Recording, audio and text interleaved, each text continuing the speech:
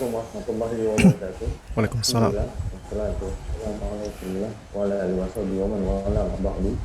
Saudara saya sekalian rahmat Allah dimanapun Anda berada. Puji dan syukur kita kepada Allah Subhanahu wa taala karena atas limpahan nikmat karunia taufik hidayah dan juga nikmat-nikmat lainnya masih banyak Allah Subhanahu wa taala berikan pada kita. Alhamdulillah kita kembali bertemu dan berkumpul di stasiun televisi kesayangan kita bersama Wasyaf TV, saluran dakwah keluarga Islami. Dan tak lupa semoga salawat dan salam dan tercurah untuk usaha hasanah kita makhluk termulia yang pernah hidup di atas dunia, Nabi kita Nabi besar Muhammad Sallallahu Alaihi Wasallam, dan semoga salam dan salam itu senantiasa tersambung untuk istri beliau, sahabat-sahabat beliau, keluarga beliau, dan juga orang-orang yang teguh memegang dan menjalankan sunnah beliau sampai hari kiamat nanti. Pemirsa Syakir yang dirahmati Allah dimanapun Anda berada, seperti biasanya setiap pekan pada hari Kamis pukul 9.00 waktu Indonesia bagian Barat sampai nanti pukul 10.30 waktu Indonesia bagian Barat, Syakir TV mempersembahkan serial kajian parenting bijak mendidik anak, dan judul kita pada pekan kali ini atau pada pagi kali ini adalah bijak di dalam menghukum anak. Dan insya Allah ta'ala materi masih akan disampaikan oleh guru kita Ustaz Abu Salma Muhammad Hafizahullah ta'ala, ditayangkan langsung dari Kediaman Blog di Depok, Jawa Barat. Perlu kami informasikan pada Anda semua, pemirsa yang saat ini sedang menyaksikan siaran ini, baik itu lewat TV satelit Anda ataupun lewat sosial media ataupun platform digital lainnya seperti YouTube, Facebook, Instagram, dan juga platform digital lainnya, bahwasanya kajian insya Allah akan dibagi menjadi 2 sesi, yang mana sesi pertama nanti Ustaz akan memberikan materi seputar judul kita pada pagi kali ini, yaitu bijak di dalam menghukum anak, dan sesi kedua nanti kita akan buka sesi tanya jawab baik seputar materi yang disampaikan ataupun ada yang ditanyakan kepada Ustaz secara langsung. Dan untuk Anda saat ini sudah menyaksikan lewat televisi satelit Anda, bisa bertanya langsung kepada Ustaz di line interaktif kami di nomor 0822 88886630. Kami ulangi di nomor 0822 88886630. Namun bagi Anda yang mungkin ingin bertanya tapi tidak ingin secara langsung, bisa mengirimkan pesan singkat lewat nomor yang sama, lewat WhatsApp, ataupun bagi Anda yang saat ini sudah menyaksikan lewat telepon di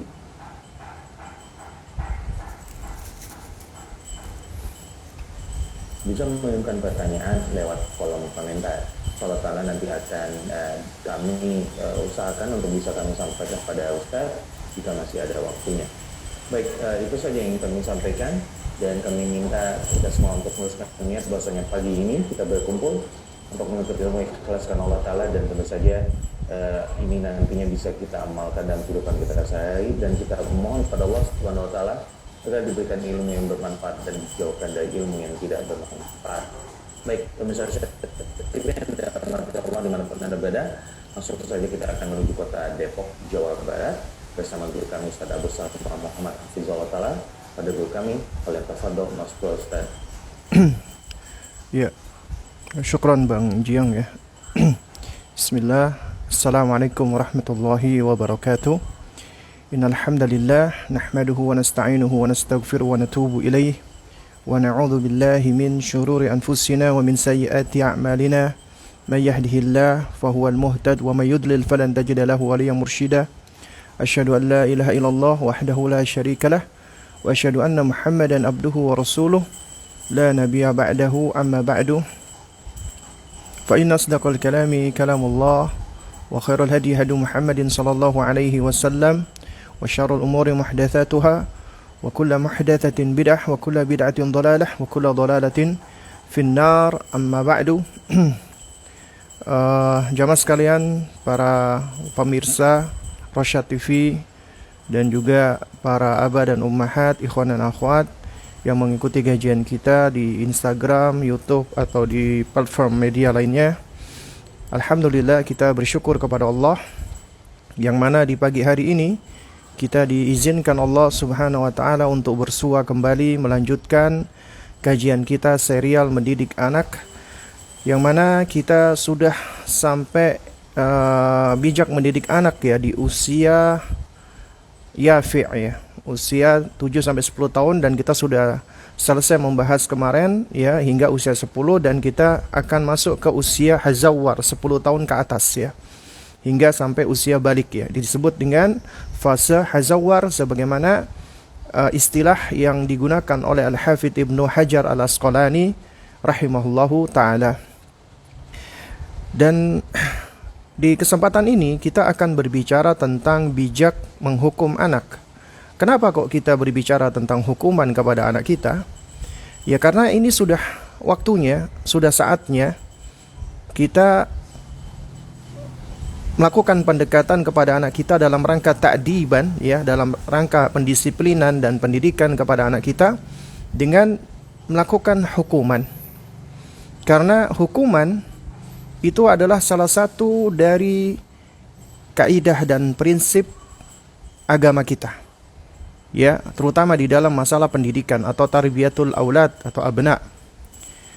Bahkan Rasulullah SAW sendiri pun telah menyebutkan secara gamblang, secara wadih, sharih, yaitu di dalam hadis tentang perintah salat, muru auladakum bis salati ya li sab'in wadribuhum 'alaiha li ashrin. Ya, perintahkanlah anakmu salat di usia 7 tahun dan pukul. Nah, pukul ini sebagai hukuman apabila tidak salat di usia 10 tahun. Nah, karena itu metode di dalam memberikan hukuman ya termasuk memberikan reward ya, karena kalau kita berbicara tentang hukuman maka tidak lepas pula dari yang namanya balasan berupa apresiasi ya atau hadiah. Ya, reward and punishment. Ini suatu hal yang sebenarnya tidak bisa terpisahkan, karena ketika kita mendidik nggak bisa kita cuman memberikan reward saja tanpa ada hukumannya, iqabnya. Demikian pula ketika mendidik kita nggak bisa hanya memberikan hukuman saja tanpa memberikan reward.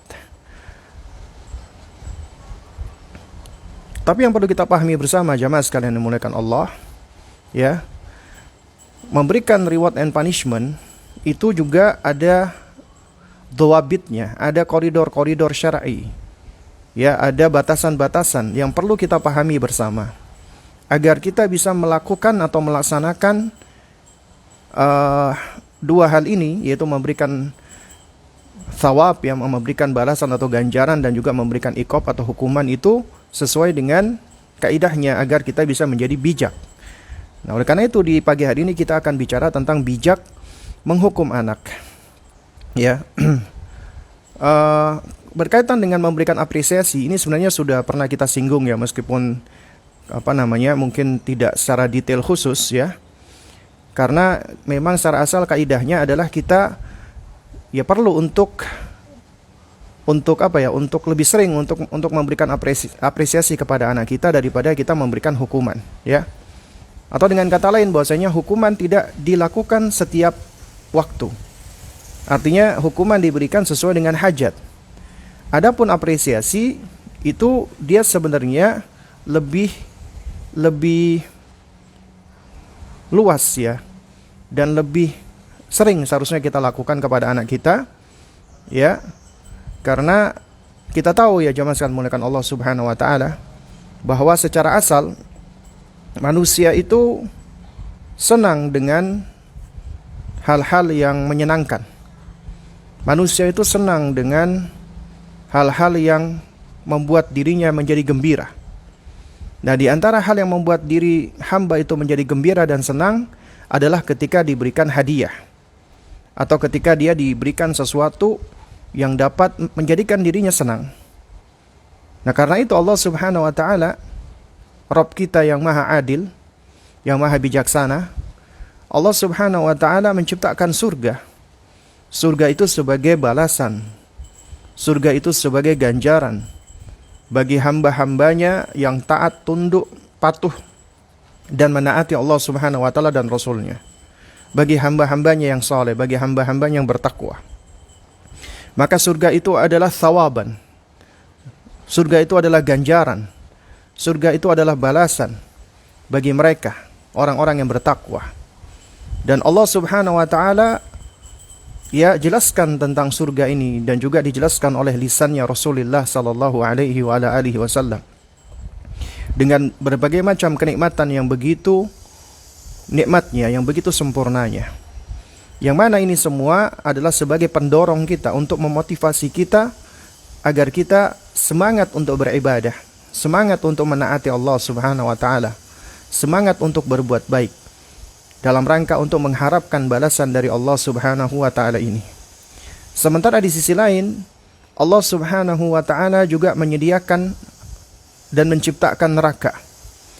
Neraka uiddat lil kafirin. Allah sediakan bagi orang-orang yang kafir, orang-orang yang durhaka, orang-orang yang menentang, orang-orang yang menyimpang, orang-orang yang sesat, orang-orang yang tidak mau taat tunduk kepada Allah dan Rasul-Nya. Maka Allah sediakan neraka. Neraka itu sebagai ukubah, sebagai iqab, sebagai hukuman, sebagai punishment bagi mereka. Ya. Dan di antara kebaikan Allah Subhanahu wa taala adalah ketika Allah ciptakan surga dan neraka, yang mana kita wajib mengimani keduanya sesuai dengan hakikatnya. Ya. Allah Subhanahu wa taala itu menerangkan tentang gambaran surga dan gambaran neraka melalui Al-Qur'an dan melalui lisan Rasul-Nya. Agar kita manusia, kita muncul roja, mengharapkan surga, dan muncul khauf, takut atas siksa neraka dari Allah Subhanahu wa taala. Kalau tadi saya sampaikan bahwasanya manusia itu secara tabiatnya senang dengan hal-hal yang menyenangkan, yang menggembirakan dia, maka demikian juga secara tabiat manusia itu membenci hal-hal yang membuat mereka menjadi sedih, sengsara, tersakiti, terluka, dan seterusnya. Ya, manusia nggak suka dengan hal-hal yang membuat mereka menjadi sedih, sengsara, dan yang semisalnya. Dan itulah neraka yang telah Allah Subhanahu wa taala sediakan. Allah Azza wa Jalla jelaskan dan terangkan tentang surga dan neraka ini melalui kalamnya, firmannya di dalam Al-Quran, dan juga melalui sabda Nabi yang mulia alaihi salatu wassalam. Karena itu menjelaskan kepada anak kita tentang konsepsi surga dan neraka itu suatu hal yang penting. Karena ini termasuk bagian dari al-imanu bil yaumil akhir, mengimani hari akhir. Tapi tentunya ya, untuk anak-anak di usia dini kita lebih banyak berbicara tentang Allah Subhanahu wa taala dan sifat-sifatnya, kemudian kesempurnaannya, nama-namanya yang indah, dan kebaikan-kebaikan Allah serta nikmat-nikmatnya yang Allah berikan kepada hamba-hambanya, kemudian juga tentang surga. Adapun neraka, kita berbicara tentang neraka itu secukupnya, sekedarnya, untuk anak-anak masih kecil ya, di bawah 7 tahun. Nah, baru kemudian setelah itu, khususnya di atas usia 10 tahun, baru kita sudah fokus untuk membangun khaufnya. Maka kita ceritakan lebih detail lagi tentang neraka beserta ancaman dan apa-apa yang ada di dalamnya. Kenapa? Agar muncul rasa takut di dalam benak atau di dalam diri anak kita. Tapi takut yang hadir, takut yang tumbuh, takut yang lahir dari anak kita ini adalah ketakutan yang berangkat dari apa? Ketakutan yang berangkat dari cinta dan pengagungan ya atas Allah Subhanahu wa taala. Jadi takut yang menyebabkan hamba tidak menjauh dari yang ditakuti, yaitu Allah, tapi malah semakin mendekat. Dan takut yang diiringi dengan harap, mengharapkan keridhaan Allah, kecintaan Allah, kasih sayang Allah, balasan Allah. Dan juga diiringi dengan takut atas ancaman Allah, kemarahan Allah, kemurkaan Allah, siksa Allah. Oleh karena itu, makanya tidak berlebihan apabila ada ulama salaf yang mengatakan ar-raja wal khauf, takut dan harap dan takut itu adalah seperti dua pasang sayap yang harus mengepak, ya. Karena apabila hilang salah satunya maka tidak akan bisa terbang. Ya. Baik, jamaah sekalian yang dimuliakan Allah Subhanahu wa taala. Di antara kebaikan Allah Subhanahu wa taala adalah setelah Allah ciptakan surga dan neraka, maka Allah berikan yang namanya janji dan ancaman. Makanya di dalam pelajaran ya tentang i'tiqad atau akidah ahli sunnah, itu ada konsep namanya al-wa'du wal wa'id. Al-wa'du wal wa'id. Janji dan ancaman Allah Subhanahu wa taala. Janji Allah bagi orang-orang yang beriman, bertakwa dan beramal saleh berupa surganya. Dan ancaman Allah Subhanahu wa taala bagi mereka-mereka yang menentang Allah, durhaka, dia kufur dan tidak mau bersyukur kepada Allah Subhanahu wa taala, yaitu berupa neraka. Ya, ini ada namanya al-wa'du wal wa'id. Ya. Nah, oleh karena itu Allah Subhanahu wa taala ketika menurunkan Al-Qur'anul Karim dan Allah mengutus para nabi dan rasul, itu membawa hal ini, membawa janji Allah dan ancaman Allah. Juga membawa perintah dan larangan Allah Subhanahu wa taala. Perintah dan larangan Allah menunjukkan perhatian Allah, kasih sayang Allah kepada hambanya. Kenapa demikian? Karena di dalam perintah Allah pasti mengandung kebaikan, kemaslahatan di dunia dan di akhirat. Dan di dalam larangan Allah mengandung keburukan di dunia dan di akhirat. Maka siapa yang menaati Allah, melaksanakan perintah Allah dan menjauhi larangan Allah, maka dia akan selamat di dunia dan di akhirat. Dan dia akan mendapatkan kesuksesan, keselamatan. Nah, oleh karena itu, jamaah sekalian muliakan Allah, para nabi dan rasul itu sejatinya diutus oleh Allah Subhanahu wa taala memiliki dua misi utama, mubasysyirina wa mundhirina. Ya, memberikan berita gembira dan memberikan peringatan dari Allah Subhanahu wa taala. Dan banyak ayat yang berbicara tentang ini. Di antaranya kita bisa lihat surat Al-Baqarah ayat ke-213. Allah Subhanahu wa taala berfirman, "Kana an-nasu ummatan wahidatan." Dahulunya manusia itu umat yang satu. Dikatakan oleh para ulama maksudnya umat yang mentauhidkan Allah. Yaitu sebelum ya umatnya Nabi Nuh, ya manusia itu berada di atas fitrahnya, yaitu berada di atas tauhid. Ya. Itu berada di atas mentauhidkan Allah Subhanahu wa taala, di atas fitrahnya. Makanya dikatakan umat yang satu. Lalu kemudian ternyata mereka berpecah belah. Kenapa berpecah belah? Karena jauh dari fitrah, jauh dari tauhid. Dan kenapa dikatakan jauh dari tauhid itu mereka berpecah belah? Karena sejatinya manusia ketika mereka mentauhidkan Allah, maka mereka akan bersatu. Kenapa? Karena di dalam tauhid itu mengandung persatuan. Ya, karena kita dihimpun oleh Allah Subhanahu wa taala di dalam tujuan yang satu, tujuan menuju kepada Allah. Ya, tujuan di dalam menegakkan hak-hak Allah di dalam tauhidnya. Dan berbeda dengan orang-orang musyrikin. Orang-orang musyrikin yang menjadikan selain Allah sebagai sesembahan-sesembahan dan Tuhan-Tuhan, maka hati mereka pun terbelah-belah. Hati mereka pun terbagi-bagi. Dan mereka berupaya untuk mengabdi kepada sesembahan mereka masing-masing. Sementara sesembahan mereka dianggap oleh mereka memiliki keinginan ya sendiri-sendiri, sehingga akhirnya hati mereka terbelah-belah dan terpecah-pecah. Akhirnya umat pun menjadi terpecah-pecah, ya. Nah, oleh karena itu makanya sebelum umatnya Nabi Nuh melakukan kesyirikan, dikatakan kana nasu ummatan wahidah. Dahulu manusia itu umat yang satu. Ya, kemudian muncullah kesyirikan dan yang semisalnya. Lalu kemudian kata Allah Subhanahu wa taala, fa ba'atsallahu an-nabiyyina, maka Allah Subhanahu wa taala pun mengutus para nabi. Mengutus para nabi untuk apa? Mubasysyirina wa mundhirina. Dalam rangka untuk memberikan berita gembira. Ya, menyampaikan berita gembira dan menyampaikan peringatan dari Allah Subhanahu wa taala. Berita gembira bagi siapa yang mentaati Allah, bagi siapa yang bertakwa, bagi siapa yang beriman dan beramal saleh, maka diberikan berita gembira berupa surganya Allah Subhanahu wa taala yang luasnya seluas langit dan bumi. Dan juga membawa peringatan bagi mereka yang menentang Allah, durhaka kepada Allah, tidak mau menaati Allah, bahkan kufur dan menyekutukan Allah Subhanahu wa taala, maka Allah sediakan bagi mereka jahanam. Ya. Dan ya, tentang misi para nabi dan rasul ini itu sebenarnya disebutkan banyak sekali di dalam Al-Qur'an.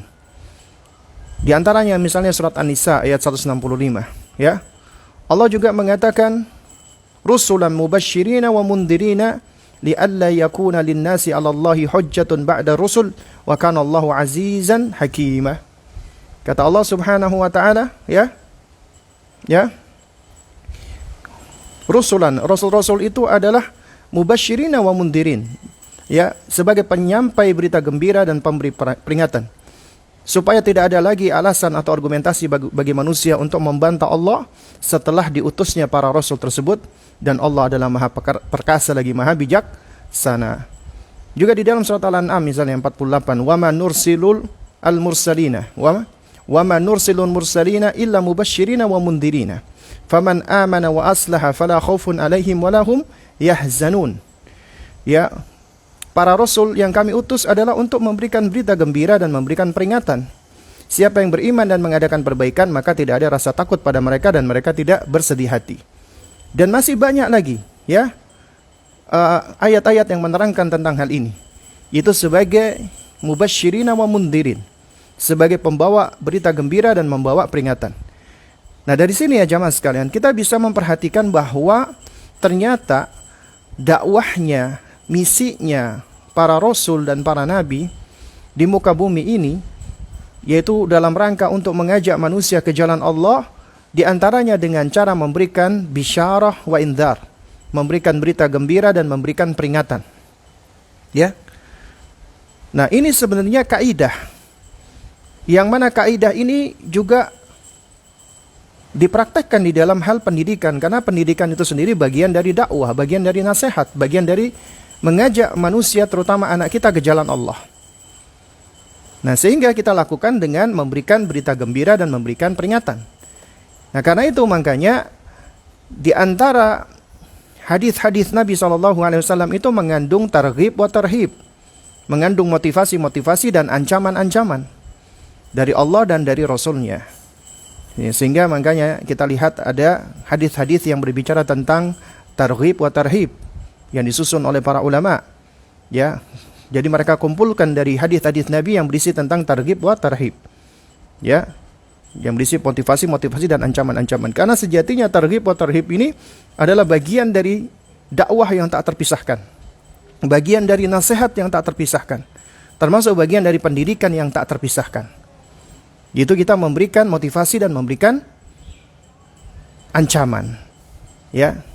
Nah, jamaah sekalian muliakan Allah Subhanahu wa taala, di dalam memberikan motivasi dan ancaman itu juga ada dhawabitnya yang para ulama ketika menelaah dalil, mencermati hujjah, mereka melihat bahwasanya yang namanya memberikan motivasi itu lebih dikedepankan sebelum memberikan ancaman. Ya. Di antara dalilnya adalah hadis tadi tentang salat, muru auladakum bis salati wa hum abna'us sab'is sinin. Perintahkanlah anakmu salat di usia 7 tahun. Nah, di sini Nabi hanya memberikan perintah kepada orang tua untuk apa? Memotivasi anak untuk salat, mendorong anak untuk salat, memerintahkan mereka untuk salat. Baru kemudian wadribuhum. Nah, baru memberikan hukuman, yaitu memberikan ancaman berupa hukuman dan juga menghukum anak apabila mereka tidak salat. Ya. Jadi memberikan motivasi lebih dikedepankan daripada memberikan ancaman. Demikian pula memberikan apresiasi dan memberikan hadiah lebih didahulukan daripada kita memberikan hukuman. Ya. Karena itu makanya apabila kita perhatikan Allah Rabb kita, ya, Allah Rabb itu akar katanya sama dengan tarbiyah, ya. Nah, sementara kita melakukan tarbiyah yaitu pendidikan, maka kita bisa melihat dari manhajnya Rabb, yaitu bagaimana metodenya Allah Subhanahu wa taala sebagai Rabb kita, yaitu mengajarkan kepada kita. Ya. Di dalam hal-hal yang bersifatnya tarbiyah ataupun pendidikan. Ya, Allah Subhanahu wa taala Rabbuna, kalau kita perhatikan ketika Allah menerangkan tentang dirinya, itu semua nama-nama dan sifat-sifat yang diatributkan kepadanya itu adalah sifat-sifat yang semuanya baik, semuanya husna. Husna itu adalah tingkat yang tertinggi dari kebaikan. Misalnya kita katakan ada Hasan, itu baik. Ahsan lebih baik, husna itu paling baik. Makanya dikatakan asmaul husna. Nama-nama yang paling baik, kebaikannya itu paling tinggi, paling puncak, sudah tidak ada lagi yang lebih baik darinya. Itu diantara makna husna. Nah, dan nama-nama Allah, sifat-sifat Allah itu sempurna. Dengan begitu sempurnanya nama-nama dan sifat-sifat Allah Subhanahu wa taala, itu tidak mengandung yang namanya celah, tidak mengandung yang namanya nuksan, kekurangan. Ya. Jadi semua nama dan sifat Allah itu sempurna. Dan semua nama-nama dan sifat Allah itu mengandung kebaikan. Kebaikan yang paling sempurna, kebaikan yang paling tinggi. Karena itu Allah Azza wa Jalla itu disifatkan dengan sifat-sifat ya yang hampir semuanya itu menunjukkan sifat rahmanya Allah, keadilannya Allah, dan kebijakannya Allah. Nah, tapi ketika Allah Subhanahu wa taala disifatkan dengan sifat misalnya makir, ya, yang berbuat makar, ya, atau khadi', ya, yang berbuat tipu daya misalnya, atau yang mengazab, atau yang memberikan madarat, atau yang menyesatkan. Maka kata para ulama, semua sifat-sifat ini, ya, itu tidaklah diatributkan kepada Allah kecuali yang pertama harus disertakan dengan lawannya. Contoh, kita tidak sepatutnya hanya menyebutkan Allah ad-dar, yang maha memberikan madarat, apabila tidak kita ikutkan atau kita sertakan dengan an-nafi. Maka disebutkan an-nafi'u wad-dar, yang memberikan manfaat dan yang memberikan madarat. Ya. Karena itu tidak tepat apabila kita hanya mengatakan Allah yang memberikan madarat tanpa kita menyebutkan Allah yang juga memberikan manfaat. Ya. Juga sama, misalnya kita sebutkan Allah Subhanahu wa taala adalah al-mudhil, yang menyesatkan. Itu juga hendaknya kita sertakan dengan al-hadi, yang maha memberikan petunjuk. Allah lah yang memberikan petunjuk, dan Allah yang meleluasakan seseorang ke dalam ad-dhalalah, kesesatan. Jadi tidak kita katakan Allah hanya memberikan, Allah hanya menyesatkan, tapi juga Allah memberikan petunjuk. Ya. Jadi disebutkan dengan lawannya, ya. Nah, juga sama misalnya Allah Subhanahu wa taala al-mudhil, yang menghinakan. Maka juga kita katakan Allah al-mu'iz, Allah yang yang memuliakan. Allah yang memuliakan dan Allah yang menghinakan. Itu yang pertama. Lalu yang kedua, ya, itu sejumlah sifat-sifat Allah itu sebenarnya diatributkan kepada Allah dalam rangka untuk menunjukkan kesempurnaan sifat tersebut sebagai bentuk muqabalah, sebagai bentuk pembalasan atas perbuatan makhluk. Contoh, Allah Subhanahu wa taala tidak menghukum, tidak mengazab hambanya begitu saja. Tidak mungkin Allah itu mengazab hambanya, ya, kecuali apabila hamba itu memang layak untuk diazab oleh Allah karena amal perbuatan mereka. Jadi Allah mengazab mereka sebagai bentuk balasan atas perbuatan mereka. Demikian pula Allah berbuat makar. Maka tidak boleh kita katakan Allah al-makir, wahai Rabbku yang maha berbuat makar, kecuali sebagai bentuk pembalasan atas perbuatan orang-orang yang berbuat makar kepada agama Allah. Ya. Ya. Misalnya contohnya dalam firman Allah, wa makaru, ya. Mereka berbuat makar dan Allah pun juga berbuat makar, wallahu khairul makirin, dan Allah adalah sebaik-baik, ya, yang berbuat makar. Nah, kita nggak boleh mengatakan Allah secara mutlak itu berbuat makar. Kita sebutkan Allah berbuat makar sebagai bentuk balasan atas makarnya orang-orang yang kafir atau orang-orang yang memang berbuat makar. Juga demikian Allah berbuat tipu daya sebagai balasan atas tipu daya mereka, orang-orang munafikin atau orang-orang kafir. Nah, jadi dari sini kita tahu nih bahwasanya, ya, Allah itu secara asal disifatkan dengan sifat-sifat yang baik. Ya, Ar-Rahman, Ar-Rahim, ya, Al-Aziz, Al-Jabbar, Al-Hakim, dan seterusnya. Ya. Jadi Allah disifatkan dengan sifat-sifat yang memiliki kesempurnaan seperti itu. Nah, dari sini ya jamaah, kita bisa mengambil pelajaran. Apa itu pelajarannya? Bahwa Allah Subhanahu wa taala itu tidaklah mengazab kecuali apabila dihadapkan dengan perbuatan hamba. Allah Subhanahu wa taala tidaklah berbuat makar kecuali apabila dihadapkan sebagai balasan atas perbuatan hamba, dan seterusnya. Nah, oleh karena itu dari sini kita belajar bahwa kita tidaklah memberikan hukuman kepada anak-anak kecuali sebagai sebagai bentuk pembalasan dalam tanda kutip, ya, atas perbuatan anak kita. Nah, tapi ketika kita memberikan hukuman kepada anak kita, maka itu tujuannya adalah sebagai bentuk ta'dib, sebagai bentuk perhatian dan kasih sayang kita, ya, agar mereka menyadari dan tahu atas kesalahannya, agar mereka terhindar dari hukuman Allah Subhanahu wa taala. Maka kita yang yang mendidik mereka dan mengajari mereka agar mereka tumbuh rasa takutnya atas hukuman Allah Subhanahu wa taala. Taib. Nanti kita akan sebutkan ya sejumlah kaidah-kaidahnya. Baik. Jemaah sekalian dimuliakan Allah Subhanahu wa taala ya. Jadi memang di awal ini saya sengaja memberikan pengantar yang cukup panjang ya. Ini sebagai pijakan bagi kita, ya, landasan bagi kita sebelum kita melangkah lebih lanjut ya. Yaitu untuk meletakkan pijakan bahwasanya yang namanya thawab wa iqab, reward and punishment itu adalah metode yang sudah ada di dalam agama kita. Sudah ada. Bahkan menjadi salah satu bagian yang tidak terpisahkan dari pendidikan. Juga termasuk dakwah. Ya, karena ini adalah manhaj yang telah ditunjukkan oleh Rabb kita Allah Subhanahu wa taala. Nah, jamaah sekalian dimuliakan Allah Subhanahu wa taala. Ya. Oleh karena itu, ya, sebelum kita menerapkan hukuman kepada anak-anak kita, maka kita harus tahu dulu ini sejumlah landasan-landasan yang harus ya kita letakkan, yang harus kita ketahui terlebih dahulu sebelum kita mempraktekkan untuk memberikan hukuman kepada anak-anak kita. Taib. Nah, di antara landasan-landasan yang perlu kita pahami adalah yang pertama, memberikan hukuman ya itu adalah sebagai bentuk perhatian kita, ihtimam kita dan kasih sayang kita kepada anak kita. Ya. Ini landasan penting. Jadi ketika kita memberikan hukuman kepada anak kita itu adalah sebagai bentuk ihtimam. Ya, ihtimaman, la intiqaman. Sebagai bentuk perhatian kita, kasih sayang kita, bukan sebagai bentuk balas dendam atau bukan sebagai bentuk ya sarana kita untuk meluapkan kemarahan kita atau emosi kita.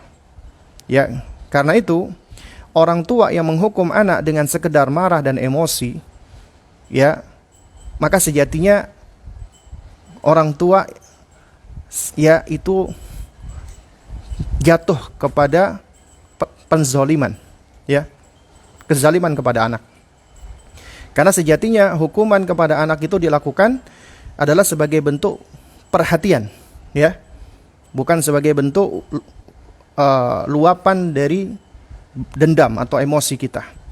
Entah itu adalah intiqam, dendam kita sebagai akibat dari yang katanya inner child, orang tua kita dulu suka menghukum kita, misalnya suka mukulin kita, akhirnya kita lakukan hal yang sama kepada anak kita, padahal kita ini manusia yang Allah berikan pilihan, kita mampu untuk memilih mana yang baik dan mana yang buruk, ya. Nah, sehingga tidak sepatutnya kita mengambil sesuatu yang buruk dengan alasan inner child atau yang semisalnya, ya. Atau karena kita sekedar kesal saja, kita sebel sama anak kita, udah dikasih tahu karena kita nggak sabar, ya. Akhirnya kita pun melakukan cara-cara yang pengen instan, pengen anak cepat berubah, diantaranya dengan cara langsung diberikan hukuman atau langsung kita pukul atau yang semisalnya, ya, sebagai sebagai luapan intiqam, emosi atau balas dendam. Maka ini tidak diperbolehkan. Yang kedua, ya, yang namanya hukuman kita kepada anak itu adalah ta'diban lahum, ya, la ta'dziban, ya, laisa ta'dziban. Jadi memberikan hukuman kepada anak itu adalah sebagai bentuk ta'dib. Ta'dib artinya ya mendidik mereka, mendisiplinkan mereka. Ta'dib bukan ta'dzib. Ta'dzib yaitu ya ta'ain dzal ba, ya, dari kata, ya, kita tahu kata adzaba yu'adzibu, ya, ta'dziban, ya, mengazab, menyiksa. Artinya ketika kita memberikan hukuman kepada anak itu bukan untuk menyiksa mereka, tidak, ya, tidak dalam rangka untuk menyakiti mereka, tidak, tapi dalam rangka untuk mendidik mereka. Karena kewajiban kita mendidik mereka, bukan menyiksa mereka, ya. Karena siksaan itu, azab itu yang berhak melakukannya adalah Allah Subhanahu wa taala, ya. Sementara kita bukanlah mu'adzib, kita bukanlah penyiksa. Orang tua bukanlah seorang penyiksa, tapi orang tua adalah mu'addib, ya. Mu'addib, ya, laisa mu'adzib. Seorang pendidik bukan penyiksa, itulah orang tua. Ya. Karena itu di dalam menghukum anak nggak boleh sebagai bentuk siksaan kepada mereka.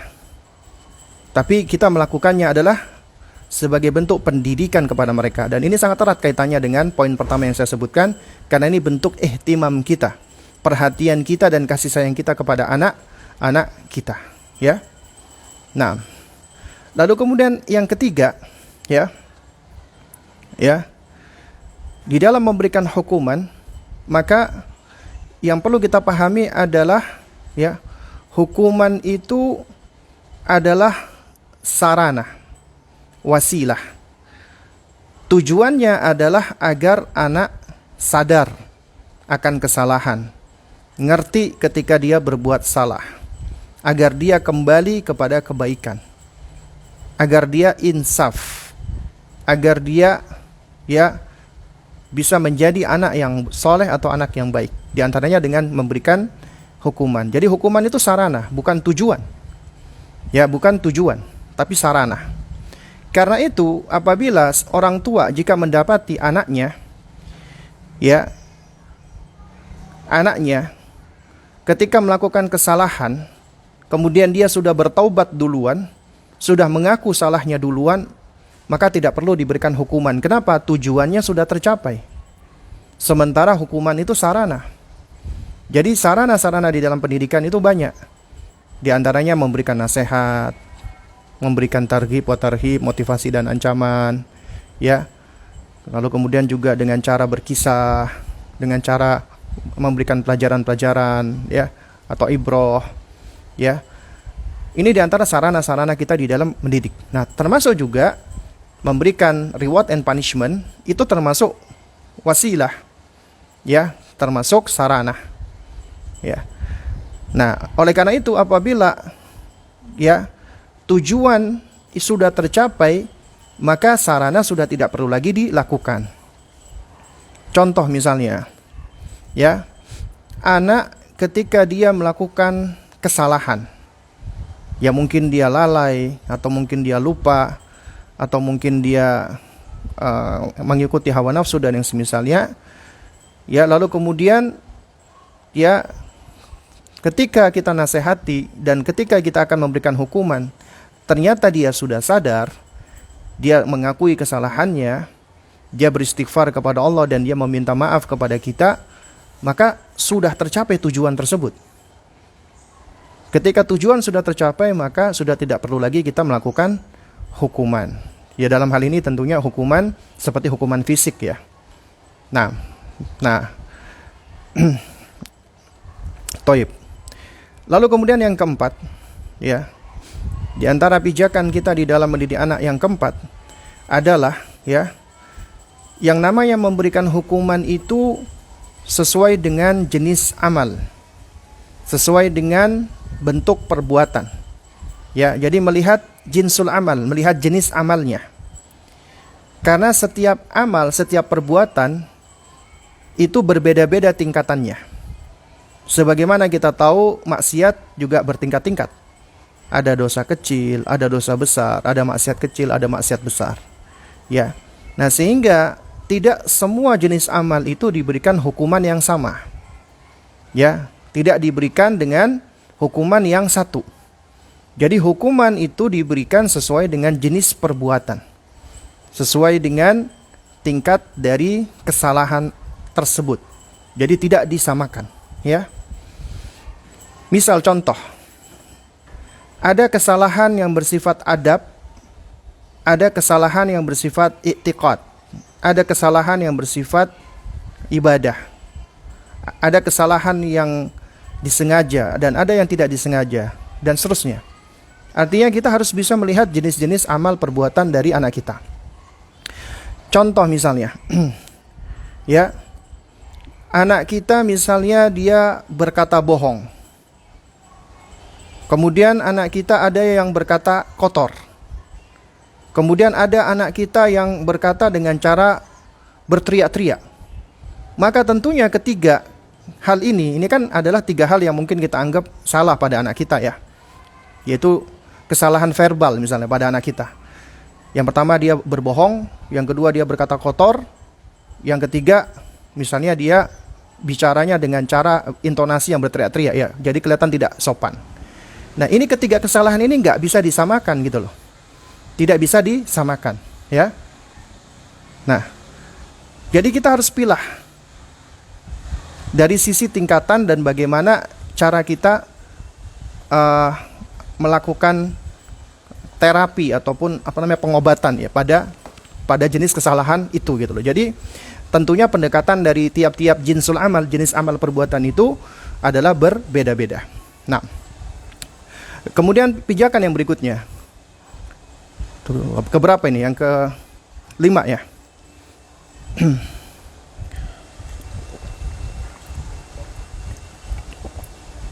Nah, setelah melihat jinsul amal, jenis perbuatan ya, karena tiap jenis perbuatan itu tentunya hukumannya berbeda-beda.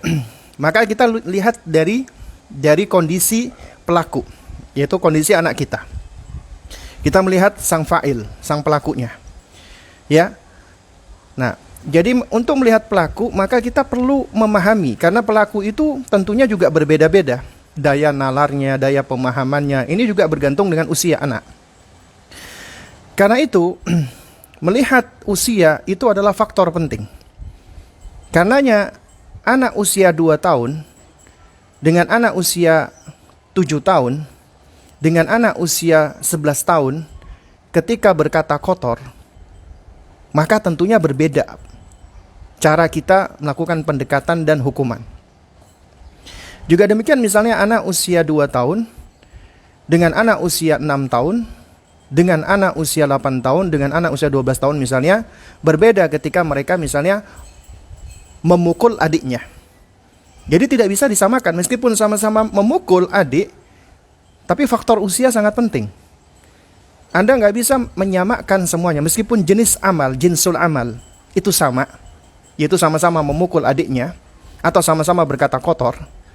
Tapi karena fase usianya berbeda, maka tentunya, ya, cara kita untuk memberikan hukuman juga berbeda. Kenapa? Karena berkaitan dengan apa? Dengan kemampuan penalaran dan pemahaman. Ya. Oleh karena itu makanya kita harus memperhatikan faktor sang pelaku, orang yang melakukan kesalahan. Itu sejauh mana pemahaman dia dan pengetahuan dia. Ya. Lalu kemudian landasan atau pijakan berikutnya ini juga berkaitan dengan yang tadi, ya. Nah, kita juga perlu memperhatikan, ya, setelah melihat faktor usia tadi adalah kita perlu melihat dari faktor pemahaman anak kita. Dan kita kembali nih ke kajian-kajian kita yang sebelumnya, yaitu melihat dari fase usia anak. Itu ternyata punya karakteristik yang berbeda-beda. Anak usia 2 tahun itu belum memiliki penalaran yang baik. Di atas 2 tahun sudah memiliki penalaran tapi belum sempurna. Anak 7 tahun itu penalarannya sudah mendekati keoptimalannya, karena dia dikatakan seharusnya sudah tamyiz. Nah, sehingga kemampuan daya nalar ini sangat mempengaruhi. Karenanya ketika kita pelajari ya di usia tufulah atau usia gulam ya, itu diantara karakteristik sebagaimana dikatakan oleh Dr. Ahmad bin Nasir At-Toyar, anak ini adalah masih dalam kondisi ada mutamyiz bainal khata' was shawab. Belum bisa membedakan antara benar dan salah. Dia belum tahu mana yang salah dan mana yang benar. Nah, ketika anak atau orang dia belum tahu mana salah dan mana benar, maka nggak boleh langsung diberikan hukuman. Hukuman itu diberikan ketika seseorang itu dia sudah tahu mana benar dan mana salah, kemudian dia tetap melakukan kesalahan. Nah, baru kita berikan hukuman. Dan kurang tepat apabila kita memberikan hukuman kepada seseorang yang dia belum tahu ini salah dan ini benar, sehingga kita tidak memberikan hukuman kepada orang yang dia tidak tahu kesalahannya, yang dia belum tahu kesalahannya. Karena itu harus diberitahu dulu kesalahannya. Artinya kita harus mengajarkan mereka dulu tentang mana yang baik, mana yang tidak. Dan ini memang kaitannya sangat erat ya, karena konsep baik dan buruk pada anak itu dipengaruhi erat oleh orang tua.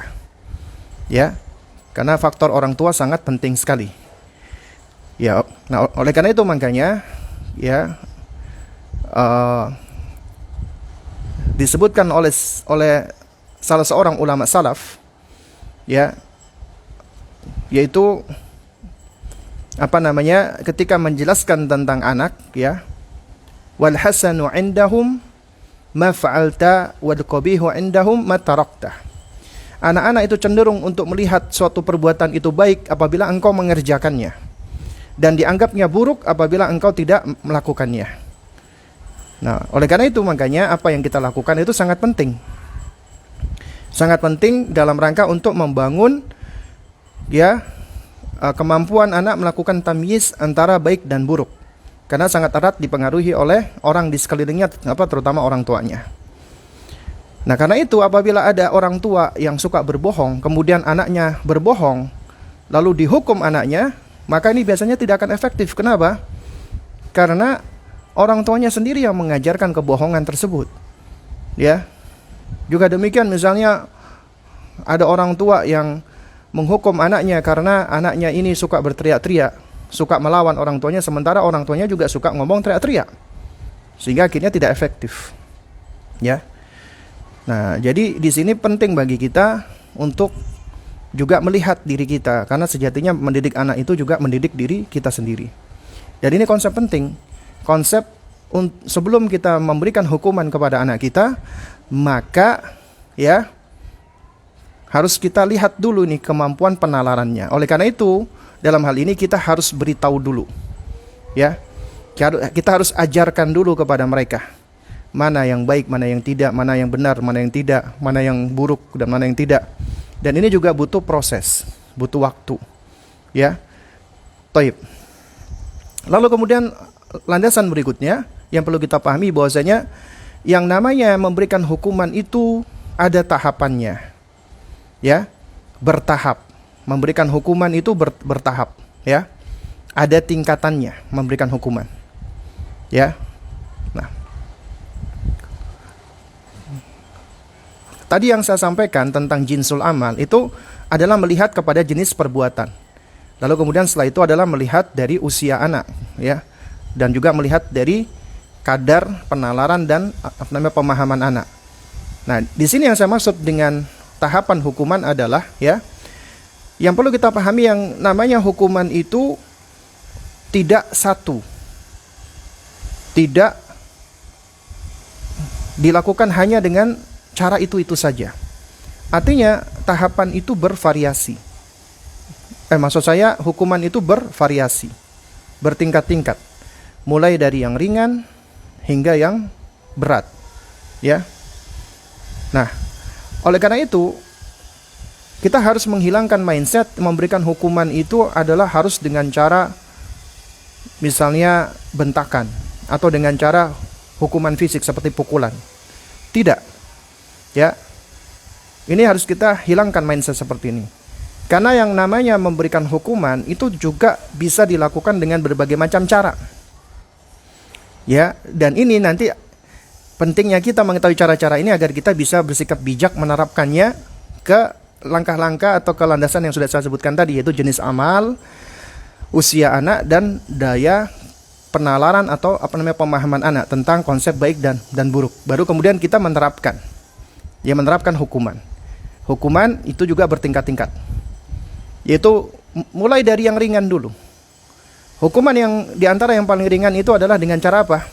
Dengan cara menunjukkan ekspresi ketidaksukaan orang tua. Misalnya dengan picingan mata, pandangan mata melotot misalnya. Anak melakukan sesuatu yang kurang baik ya. Misalnya anak kita usia 1,5 tahun. Ya, mereka itu jangan dianggap anak yang gak paham apa-apa. Mereka paham, bisa merespon. Allah sudah berikan kemampuan itu, meskipun mereka belum mampu merespon secara lisan atau verbal, dan daya nalar mereka memang masih belum sempurna. Tapi mereka ngerti. Artinya Anda melotot saja, menunjukkan pandangan mata, mereka tahu itu loh. Mereka sudah bisa membaca. Ini kemampuan yang sudah mereka miliki sebenarnya mulai dari semenjak bayi. Mereka sudah bisa menangkap bahasa-bahasa non-verbal, ya. Ya, diantaranya dengan melotot atau dengan memicingkan mata, menunjukkan kita nggak suka. Itu juga merupakan bagian dari hukuman. Atau kita menunjukkan wajah, ya, atau ekspresi mimik muka, air muka yang nggak suka, ya.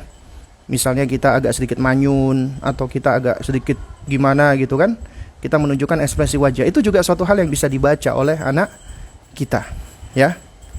Atau misalnya yang biasanya kita suka ketika ada waktu-waktu ketika bermain itu, anak itu kita pangku atau kita peluk. Nah, mungkin karena ini anak melakukan suatu hal yang harus kita ajarkan, kita boleh misalnya ketika dia lagi main, kita tidak pangku dia, kita taruh dia di atas kursi. Kemudian dia minta dipangku, kita taruh lagi, ya. Nah, cuman ini memang harus tetap dengan kasih sayang, ya. Nah, harus dengan kasih sayang. Lalu kemudian ketika anak sudah mulai gelisah, dia nggak suka, baru kemudian kita pangku, kita peluk, kita kecup, baru kemudian kita ucapkan, ya, Umi sayang nak dengan kamu ya nak. Tapi ya kita sampaikan misalnya misalnya kalau si adik ini suka mukul-mukul adiknya misalnya, ya. Nah, dan kita sudah bolak-balik mengingatkan. Nah, kita bisa mengingatkan dengan cara mulai dari memicingkan mata sampai dengan cara-cara yang seperti tadi, ya. Toib. Lalu kemudian juga di antara bentuk hukuman adalah tidak memberikan sesuatu yang disukai anak, ya. Tidak ngasih apa yang anak sukai. Misal kita punya rutinitas nih. Misalnya setiap hari Sabtu jam 4 sore waktunya bersepeda atau waktunya bermain Lego misalnya. Karena anak melakukan salah, maka kita berikan hukuman. Hukumannya adalah, ya, kamu hari ini tidak bermain Lego. Dia marah, nangis. Ya nggak apa-apa, itu sebagai bentuk hukuman dia agar dia sadar dan dia tahu akan kesalahannya. Ya, artinya, ya, istilahnya ini itu hirman, ya, kita melarang dari atau mencegah dari apa yang dia sukai. Itu juga termasuk bagian dari hukuman. Juga di antara bentuk hukuman adalah memberikan pembatasan atau pengurangan jatah. Misal tadi, ya, contoh anak kita melakukan kesalahan. Nah, misalnya dia jam 4 sore sampai jam 5 waktunya dia bersepeda. Karena dia melakukan kesalahan, ya, maka kita kurangi jatahnya. Kamu hari ini hanya boleh bersepeda setengah jam saja. Atau misalnya kita setiap hari misalnya, ya, kita kasih dia uang saku. Nah, kemudian karena dia melakukan kesalahan, ya, kamu hari ini uang sakunya dipotong. Itu adalah hukuman yang sebenarnya sah-sah saja, boleh-boleh saja. Ya, karena ini adalah bagian dari bentuk varian-varian pemberian hukuman yang sesuai dengan tentunya kesalahan anak. Artinya kita boleh mengurangi jatahnya dia atau melakukan pembatasan, ya. Terus kemudian juga hukuman juga boleh dengan cara misalnya kita menghajar, ya. Dan menghajar itu mulai dari yang paling ringan, kita membuang muka, tidak mau memandang anak kita, hingga kita menjauh dari anak kita selama beberapa saat, ya, menjauh dari anak kita selama beberapa waktu, ya, sampai akhirnya dia merasa gelisah, dia merasa tidak nyaman, baru kemudian akhirnya dia pun misalnya menangis atau yang semisalnya. Nah, ini biasanya anak-anak ini harus kita ajarkan, ya. Setelah itu bahwasanya Umi sayang ya nak dengan kamu, cuman Umi nggak suka kamu melakukan ini dan itu. Umi tadi ya melakukan ini karena kamu tadi melakukan kesalahan ini, ya, itu kita harus jelaskan, ya. Dan kita bisa lihat ini, ya, sebagaimana hadis yang diriwayatkan oleh Imam Hakim, itu diriwayatkan oleh Ibunda Aisyah radhiyallahu taala anha, dan disahihkan oleh Syekh Al-Albani rahimahullah taala, ya, Ibunda Aisyah bercerita, kana Rasulullah sallallahu alaihi wa ala alihi wasallam idza tala'a ala ahadin min ahli baitihi kadzaba kadzbatan lam yazal mu'ridan anhu hatta yuhditha taubatan. Kata Ibunda Aisyah radhiyallahu taala anha, ya Rasulullah sallallahu alaihi wa ala alihi wasallam, apabila beliau melihat ada salah seorang dari anggota keluarganya itu berdusta atau mengucapkan suatu kalimat dusta, maka beliau berpaling darinya. Ya, maka beliau berpaling darinya sampai dia menyatakan taubatnya. Ya, sampai beliau, anak itu, dia mau mengakui kesalahannya dan dia bertaubat. Ya. Nah, ini di sini kata Syekh Muhammad bin Shalih Al-Munajjid hafizahullah taala di dalam Arba'un Nasiha li Islahil Buyut, yang 40 nasihat di dalam memperbaiki rumah, ya.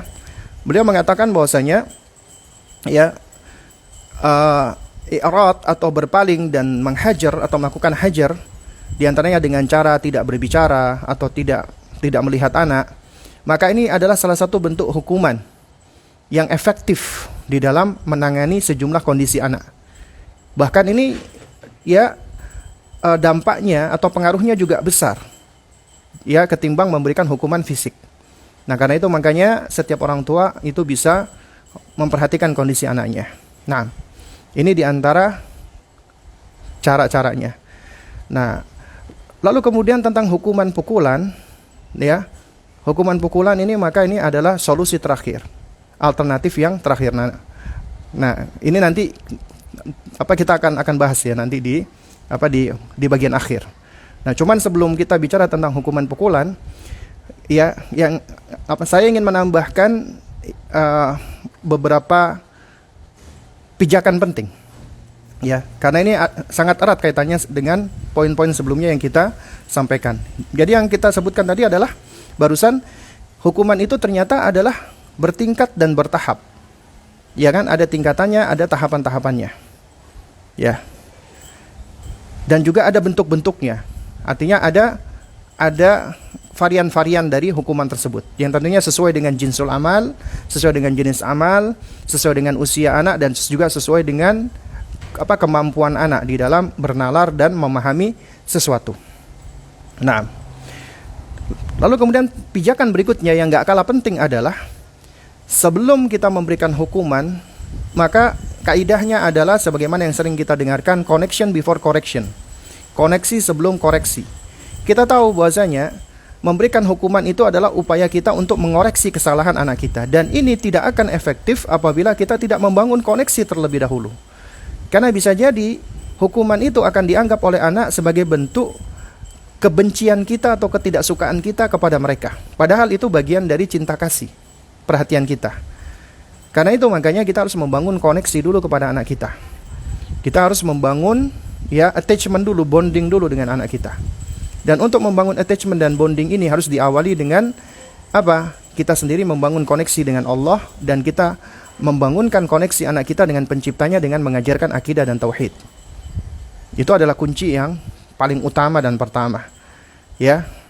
Lalu kemudian juga setelah itu adalah apa? Adalah kita banyak belajar, ya, mengikuti bagaimana cara-cara interaksi Rasulullah dan orang-orang saleh kepada anak-anaknya dengan menunjukkan bahasa-bahasa cinta, bahasa lisanul maqal dan lisanul hal. Karena bahasa itu ada dua, lisanul maqal, bahasa lisan kita, ucapan kita, dan ada yang namanya lisanul hal, yaitu perbuatan dan perlakuan kita. Yang namanya cinta tidak hanya ditunjukkan dengan lisan, tapi juga dengan perbuatan, ya. Dan juga perbuatan juga hendaknya diiringi dengan ucapan. Misalnya mengucapkan kepada anak, abi, umi, sayang sama kamu, dan yang semisalnya, ya.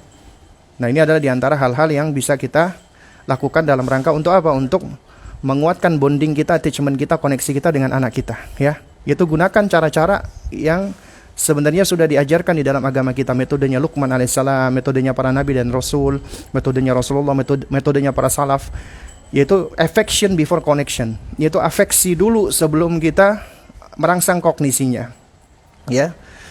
Nah, jadi Ini dulu yang harus kita lakukan. Karena kenapa? Ya itu tidak sedikit loh. Sebagian orang tua, misalnya ketika saya tadi mencontohkan tentang Hajar ya, yaitu sebagaimana tadi ya Rasulullah SAW, jika beliau melihat ada ya dari ahli bait beliau, keluarga beliau itu melakukan dusta, maka Nabi melakukan apa? Lam yazal mu'ridun anhu hatta yuhditha taubatan. Maka Nabi SAW akan selalu berpaling darinya, ya sampai si anak itu atau keluarga itu dia mau menyatakan taubatnya. Ini metode Rasulullah. Tapi kita tahu nih bagaimana Rasulullah itu memiliki attachment dan bonding dengan keluarganya. Sehingga ketika Nabi berpaling dari anggota keluarganya, maka anggota keluarganya ini yang sangat benar-benar ya yang namanya perhatian Rasulullah itu bagian dari kebutuhannya gitu loh. Ketika Nabi berpaling darinya, dia akan gelisah. Dia akan merasa tidak nyaman. Sehingga dia berusaha bagaimana supaya Nabi bisa berpaling lagi kepadanya. Sehingga ini bisa menjadi hukuman. Tapi kalau misalnya ada orang tua memberikan hukuman hajar kepada anaknya, alih-alih anaknya itu merasakan hukuman, dia malah senang. Dia merasa diberikan kebebasan oleh orang tuanya. Berarti ini hukuman tidak efektif. Kenapa? Karena ternyata orang tua nggak punya bonding yang kuat, nggak punya attachment. Nah ini dulu PR yang harus diperbaiki. Sebelum Anda memberikan hukuman, perbaiki dulu attachment sama bondingnya. Itu pijakan yang penting harus kita pahami ya jamaah sekalian. Ya. Jadi kita harus memperbaiki dulu koneksi kita, ya. Nah, terus kemudian langkah atau pijakan berikutnya ya. Saya lupa ini ya. Itu poin ke berapa ya? Nah, yang berikutnya adalah ya, ketika anak melakukan kesalahan, maka ingat, jangan langsung kita mudah untuk menvonis dan menyalahkan anak. Kenapa? Karena kesalahan anak itu tidak lepas daripada kita sebagai orang tua. Karena itu jangan pernah kita melihat kesalahan anak kita malah senang, atau kita malah gembira, atau kita malah ya gemes, atau kita malah emosi. Karena sejatinya anak melakukan kesalahan itu nggak lepas dari kita. Anak itu cerminan kita, orang tuanya gitu loh. Ya, jika kita orang tuanya lurus, maka bayangan dari kita juga akan lurus, yaitu anak kita. Karena itu makanya ketika anak bersalah, jangan cuman anak yang disuruh bertaubat. Kita pun juga sama, harus banyak beristighfar kepada Allah Subhanahu wa ta'ala. Dan kita menunjukkan perhatian, nah boleh kita memberikan hukuman kepada anak kita. Ya. Nah, terus kemudian yang berikutnya lagi, pijakan berikutnya, kita tahu ya di dalam kaidahnya ahlu sunnah, bahwasanya ya, al-hukmu alal fi'li la yalzimul hukm alal fa'il. Artinya menghukumi perbuatan tidak mengharuskan vonis kepada sang pelaku. Artinya begini, tidak semua orang yang melakukan misalnya kemaksiatan langsung divonis dia sebagai ahli maksiat. Tidak semua orang yang jatuh kepada kebid'ahan langsung divonis mubtadi. Tidak semua orang yang misalnya melakukan pencurian, mencuri sekali langsung dikatakan dia sebagai pencuri. Ya, tidak. Jadi perlu kita perhatikan bahwasanya menghukumi perbuatan tidak mengharuskan menghukumi pelaku. Oleh karena itu, fokus kita di dalam melakukan perbaikan, terutama di dalam melakukan hukuman. Hukuman ini adalah sebagai upaya kita di dalam melakukan perbaikan. Ya. Jadi fokus kita adalah kita memperbaiki perilakunya, perbuatannya. Ya. Tapi kita tetap harus menghargai dia, anak kita, pelakunya. Kita harus menunjukkan cinta kasih kita, respect kita, penghormatan kita, penghargaan kita kepada dia gitu loh. Karena dia anak kita, dan kita ketika menghukum bukan dalam rangka untuk menyiksa, sebagaimana tadi sudah disebutkan di awal. Ya, bukan untuk menyakiti dia, tapi untuk mendidik dia. Ya, oleh karena itu ya jamaah sekalian muliakan Allah Subhanahu wa taala, ya. Kita harus menunjukkan anak itu dihukum karena perbuatannya, karena perilakunya, bukan karena dirinya. Oleh karena itu kita harus hindarkan ini, menvonis anak, dasar kamu pemalas, dasar kamu anak kurang ajar, dasar kamu. Nah, itu akan membangun di dalam diri anak, sosoknya dia itu adalah sosok yang dibenci oleh orang tuanya, bukan perbuatannya. Nah, ketika udah muncul di dalam diri anak seperti ini, maka bonding kita akan rusak, attachment kita akan rusak, sehingga upaya kita untuk melakukan perbaikan akan semakin sulit. Ya, upaya kita untuk melakukan islah, ya, untuk mensolehkan anak kita akan semakin jauh bara daripada apinya gitu loh. Nah, lalu kemudian yang berikutnya jamaah sekalian, ini juga nggak kalah pentingnya adalah ya al-wiqaya muqaddam, ya, yang namanya tindakan preventif, pencegahan itu lebih dikedepankan atau lebih didahulukan ya daripada ilaj, daripada kuratif, daripada melakukan pengobatan atau terapi.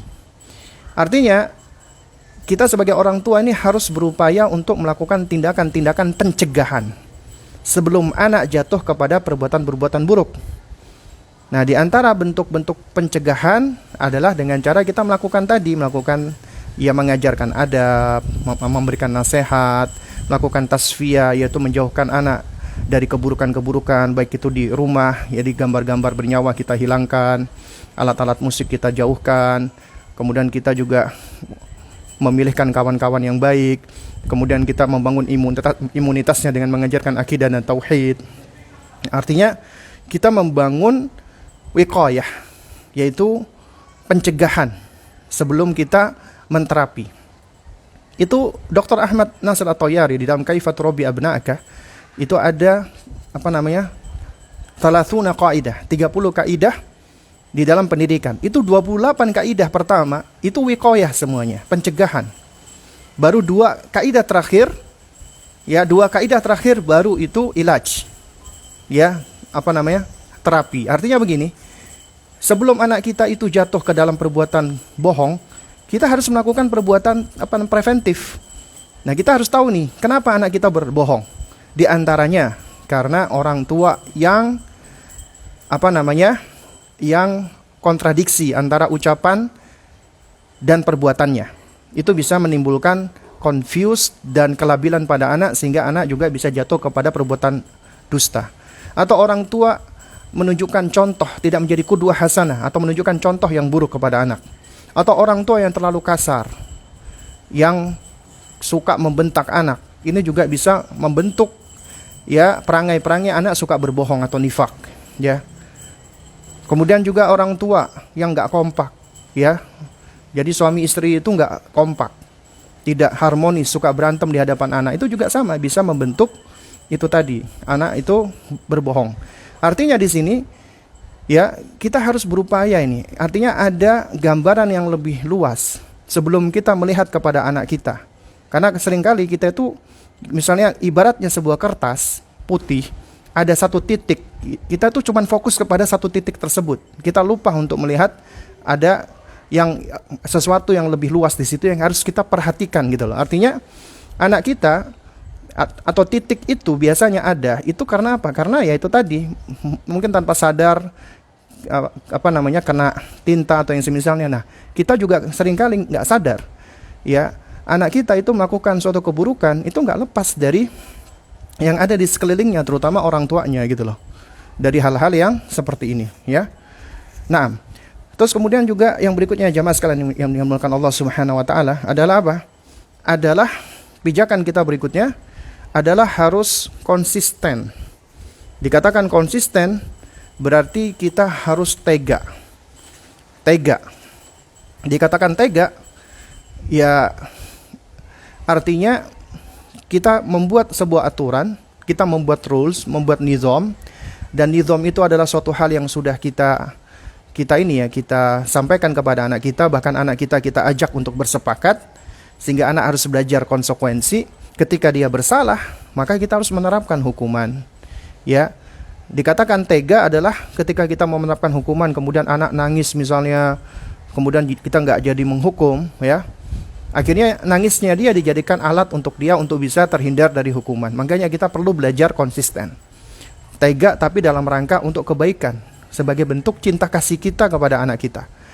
Terus kemudian pijakan yang terakhir ya, dikatakan terakhir tapi bukan artinya cuman batasan ini doang ya. Istilahnya less but not least ya.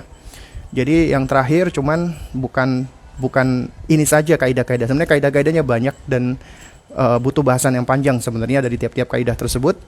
Adalah harus adil. Ya. Jadi di dalam memberikan hukuman kepada anak itu harus adil. Adil di dalam menghukum. Adil di dalam menghukum itu ya, yang namanya adil itu kan wad'u syai' fi mahallihi, meletakkan sesuatu pada tempatnya. Dalam hal ini berarti orang tua itu harus bersikap wasat, pertengahan nih. Jadi adil di sini yang dimaksud juga adalah sikap wasat. Ya, sikap pertengahan. Tidak terlalu strict, kaku, keras, tidak pula terlalu tamyi', tidak terlalu lunak. Ya, tidak terlalu permisif, ya. Jadi harus belajar untuk bersikap wasat, adil, ya. Nah, ini diantara kaidah-kaidahnya. Nah, baik, jamaah sekalian muliakan Allah Subhanahu Wa Taala. Lalu kemudian bagaimana langkah-langkah kita untuk memberikan hukuman pukul pada anak kita? Karena Nabi SAW mengatakan wadribuhum 'alaiha, ya, wahum abna'u ashrin. Ya, pukullah anakmu ketika dia sudah berusia 10 tahun. Nah, jamaah sekalian muliakan Allah Subhanahu Wa Taala, ya. Jadi yang perlu kita perhatikan, ya, ini saya ambil faidahnya dari Syekh Yusuf Muhammad Al-Hasan di dalam Al-Wajiz fi Tarbiyah. Jadi ada beberapa dhawabit sebelum kita memberikan hukuman pukulan kepada anak. Yang pertama, ya, kita tidak melakukan hukuman pukul kepada anak kecuali semua cara yang ada tidak berguna lagi. Nasihat sudah enggak didengarkan, ya, dihajar sudah enggak didengarkan, kemudian kita marahin enggak didengarkan, ya. Lalu kemudian kita sudah tidak memberikan apa yang dia sukai tapi tidak efektif. Kita juga tidak kita juga sudah melarang dia untuk untuk melakukan hal-hal yang dia senangi sebagai bentuk hukuman, juga masih tidak efektif. Nah, artinya apabila semua sarana itu sudah tidak ada lagi kecuali hukum pukul, maka saat itu, ya, maka kita boleh memukul. Artinya pukulan itu adalah sarana terakhir, cara terakhir dalam rangka untuk memperbaiki anak kita. Nah, tapi kebanyakan orang tua malah karena dianggap memukul itu paling gampang, paling instan, jadi malah ini duluan yang digunakan. Anak salah dikit pukul, anak salah dikit pukul.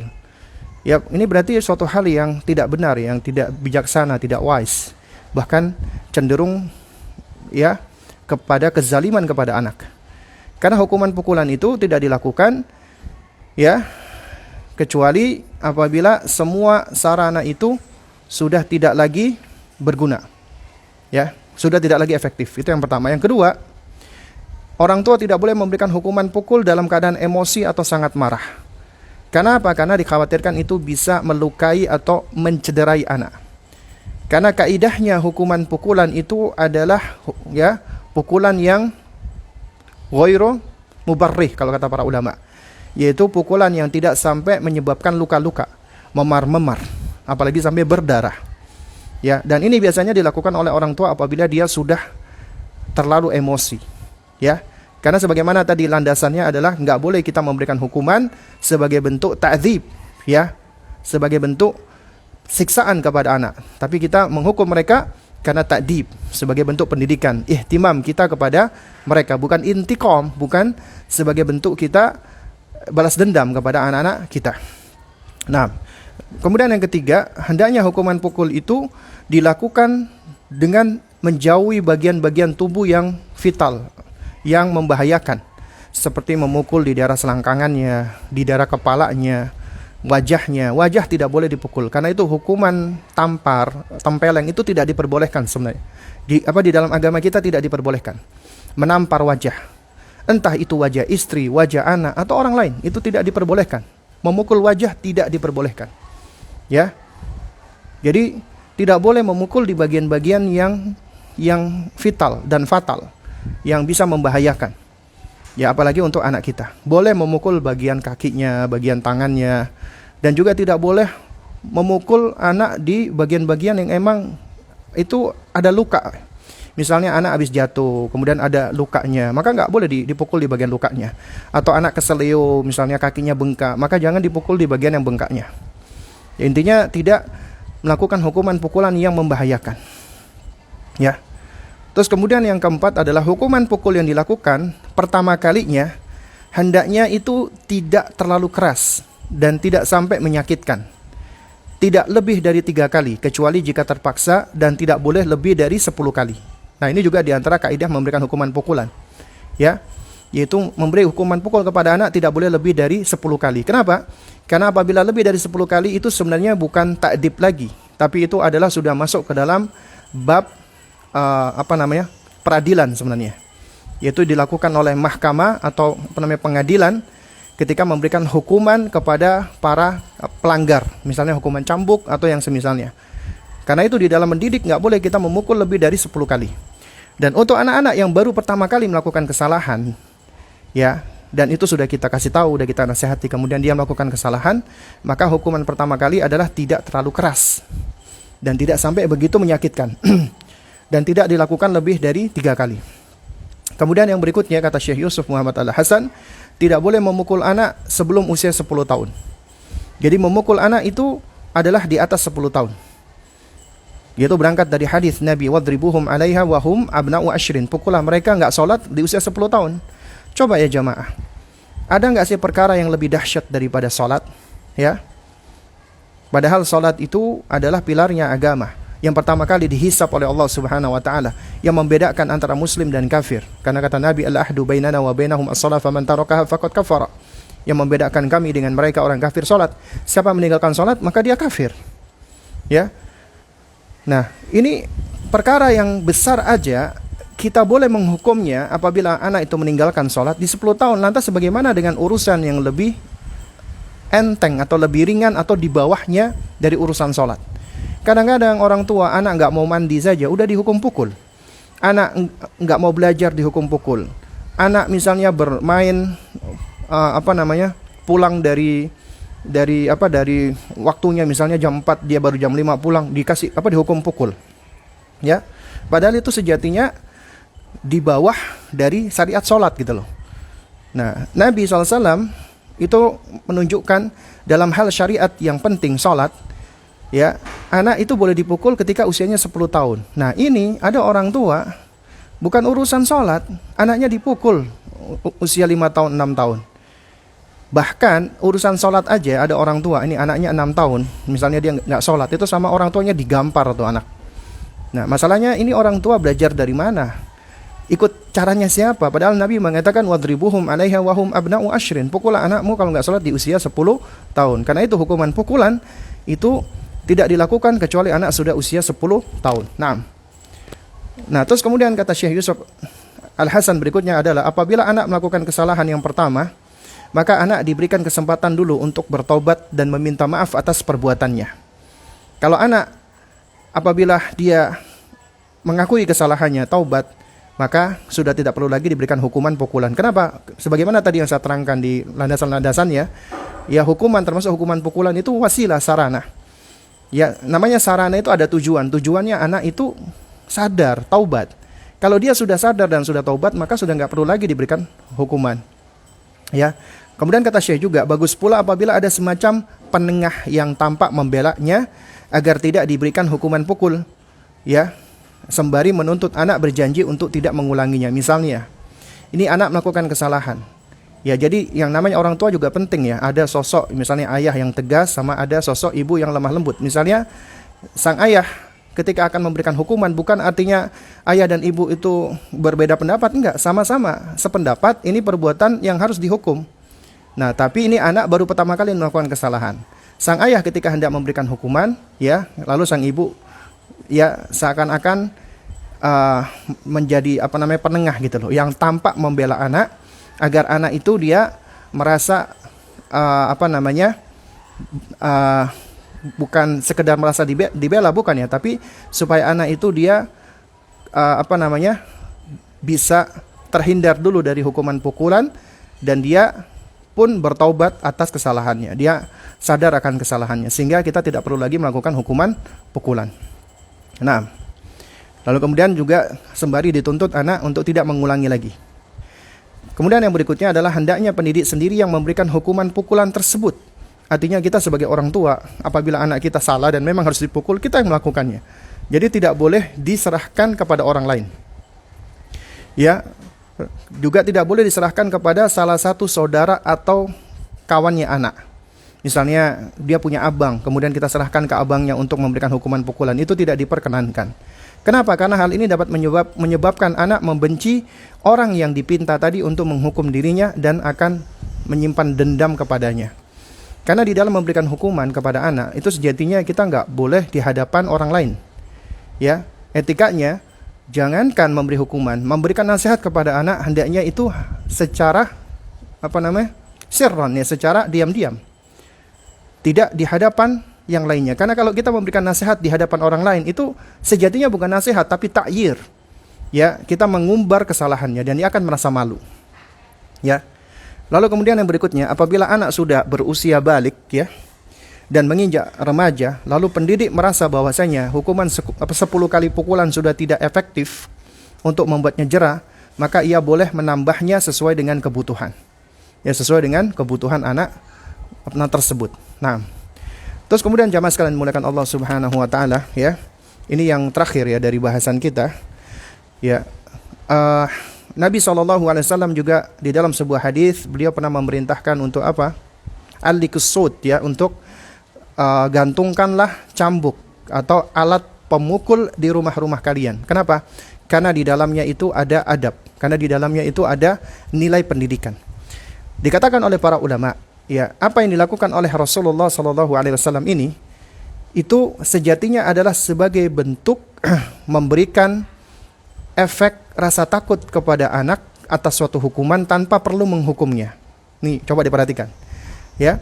Jadi memberikan efek rasa takut kepada anak tanpa perlu menghukumnya. Di antaranya dengan kita menggantungkan alat pukul. Yang perlu dipahami, bukan artinya menggantungkan alat pukul berarti itu alat yang kita gunakan untuk memukul anak kita, enggak. Tapi mereka tahu itu alat untuk memukul. Sehingga ketika digantung, anak itu setiap kali akan berbuat keburukan, dia lihat tuh alat pukul, kemudian dia sadar dan dia takut, sehingga dia tidak jadi melakukan perbuatan buruk tersebut. Artinya, ya, itu sudah memberikan efek, sudah memberikan pengaruh. Ini diantara metode Rasulullah SAW. Artinya kita boleh. Nah, terus kemudian jamaah sekalian dimuliakan Allah Subhanahu wa taala. Lalu berkaitan dengan adanya teori-teori parenting modern yang mengatakan tidak boleh memukul anak sama sekali, ya. Bahkan ini dianggap KDRT atau yang semisalnya, maka kita katakan bahwa semua teori-teori pengasuhan atau parenting yang berangkat tidak berasal dari Islam, dalam hal ini adalah tidak berangkat dari tuntunan Nabi kita yang mulia alaihi salatu wassalam, maka nggak perlu kita tengok sebenarnya. Kenapa? Karena itu teori-teori tersebut berangkat, ya tentunya kita tahu, berasal dari manusia-manusia yang tidaklah lebih mulia dari Rasulullah. Bahkan tidak lebih mulia daripada kita gitu loh. Karena bisa jadi mereka orang-orang kafir, ya. Dan juga anak-anak mereka juga belum tentu adalah anak-anak yang yang lebih baik, ya. Ya, ketimbang anak-anak kita gitu loh. Nah, karena itu makanya semua teori atau konsep atau praktek yang menyelisihi dari konsep yang sudah ada di dalam agama kita yang telah dijelaskan oleh para ulama kita, ya, atau sudah ada di dalam isyarat-isyarat dalam Al-Quran dan Sunnah, dan juga sudah diterangkan kaidah-kaidah, bijakan-bijakan dan prinsip-prinsipnya, maka kita nggak perlu menengok, ya, kepada konsep-konsep tersebut, ya. Karena sejatinya yang namanya pendidikan anak itu, ya, adalah bagian dari ibadah. Meskipun memang di dalam pendidikan anak itu ada dua sisi. Sisi yang sifatnya ibadah, yaitu yang berkaitan dengan prinsip, kaidah-kaidah yang mendasar, dan ada yang sifatnya adah, non ibadah, yaitu yang berkaitan dengan masalah-masalah yang sifatnya teknikal, ya, atau praktikal yang berangkat dari pengalaman dan yang semisalnya. Ya, tapi secara umum, ya, pendidikan itu, ya, maksud saya, ya, pendidikan kita Islam, kaum muslimin atau parenting Islam itu memiliki titik tolak yang sangat berbeda dengan dengan pengasuhan-pengasuhan modern yang berasal dari orang-orang kafir. Yaitu apa? Di antara titik tolaknya adalah kita berangkat dari Al-Quran dan Sunnah yang merupakan kalamullah, yaitu merupakan aturan yang berasal dari pencipta kita, Allah Subhanahu wa taala, sehingga Allah yang lebih tahu tentang apa yang bermaslahat untuk kita. Dan kemudian yang kedua adalah ya, tujuan kita di dalam melakukan pengasuhan adalah dalam rangka untuk kebahagiaan dan keselamatan yang abadi, yaitu di akhirat, bukan kemaslahatan di dunia belaka. Sementara parenting modern mereka hanya fokus kepada kemaslahatan dunia saja, ya. Baik, mungkin ini Bang Jiang yang bisa saya sampaikan. Untuk berikutnya, jika masih ada waktu untuk pertanyaan silakan.